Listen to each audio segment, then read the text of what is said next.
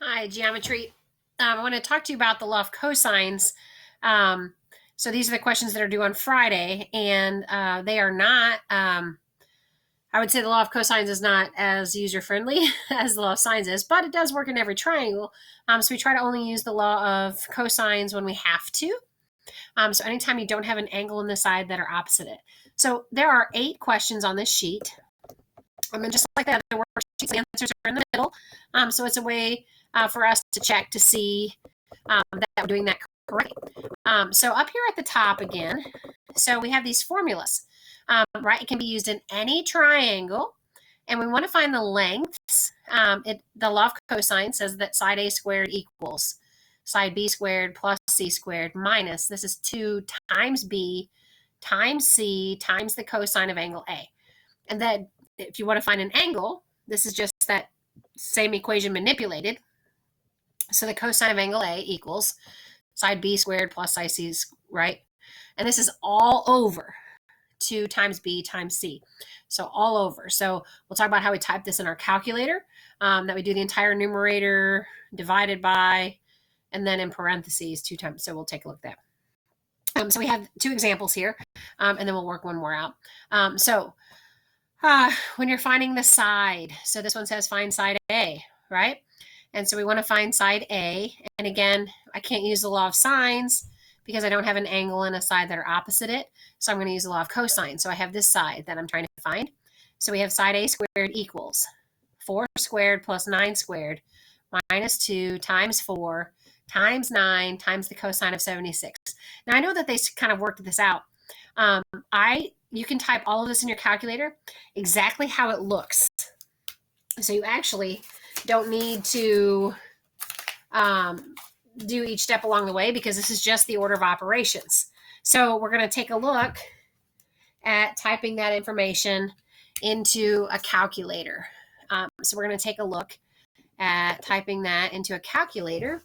And so again, this is that example up at the top, but I just wanted to show you that you can type this in just how it looks. So 4 squared plus 9 squared minus 2 times 4.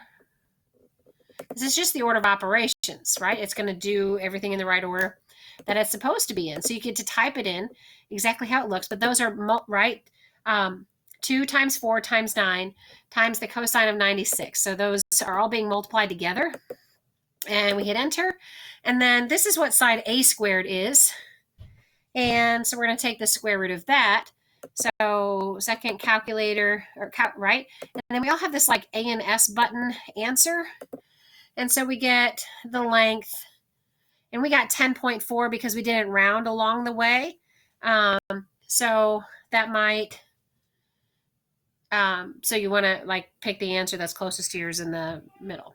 And then let's take a look at that next example and how we type that in our calculator. And this is when we want to find an angle, right? So we're going to type 33 squared, right? So it's side B squared minus plus 14 squared, so plus C squared, and then minus A squared. And then I'm going to hit enter. And then I need to divide this by that entire denominator. So I'm going to use parentheses. If I don't use parentheses, it's going to divide it by 2 and then multiply that from there. So you're going to need to put that in parentheses. So minus 2 times 33 times 14. And then we're going to close our parentheses. And then this is that idea again, that if we're looking for an angle, right? So if we're looking for an angle, we're going to use that inverse cosine. So the inverse cosine of the last thing that I did. So if you use that button, you don't have to round along the way. I don't think that I am in degrees. So hold on. Nope, I'm not. There we go. Let me change that.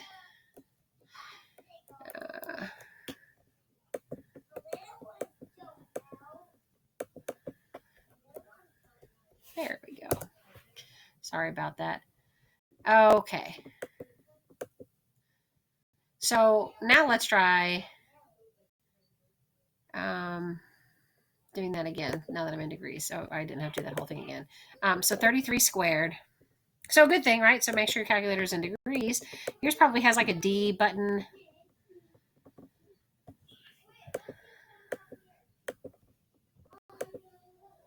Sorry, 33 squared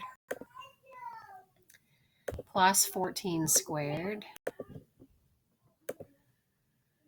minus 24 squared. And then enter, and then again, divided by, we're going to make sure that we use parentheses. Otherwise, right, so it divides the whole thing by that whole denominator. We're going to divide the whole thing by the whole denominator. And then hopefully this time, so here's that same number again. We're going to use the inverse cosine, and now that I'm in degrees, not in radians, it's kind of like, not a great example, but it's like centimeters and inches, right? Like you'll get a different answer if you're in degrees or radians. So there we go. So 39.88, and they said it's approximately 40 degrees. So we're going to take a look at one more of those questions together. And we're going to take a look at this next one that says find angle A, right? So if we're trying to find an angle, then we're using this equation, right? Cosine of angle A. So we are going to write, so we're going to write, so we want angle A, right? So we have, right? So the cosine of angle A equals, and then we have side B. So 25 squared plus side C squared, 14 squared, minus side A squared. And side A would be 24 squared. And then we're going to divide that by 2 times side B, which is 25. And side C is 14. And so we're going to type that in our calculator. So we had 25 squared plus 14 squared minus 24 squared all over 2 times 25 times 14. And so in our calculator, we're going to type that in. So we have 25 squared plus 14 squared minus 24 squared. And then here, if we go ahead and hit enter, and then divided by, and remember we're going to use those parentheses, so it divides the whole thing in the denominator. So we have 2 times 25 times 14. And we're looking for an angle, right? So when we're finished, we're going to do second cosine. So each time you're looking for an angle, we use that inverse cosine of the last answer we just did. And so we got 69.5. And so if we go back to our worksheet,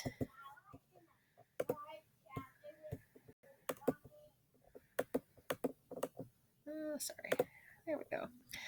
So we got 69.5 degrees for angle A, and that is one of our answers. So there we go. So there is a Zoom meeting at 5 o'clock today.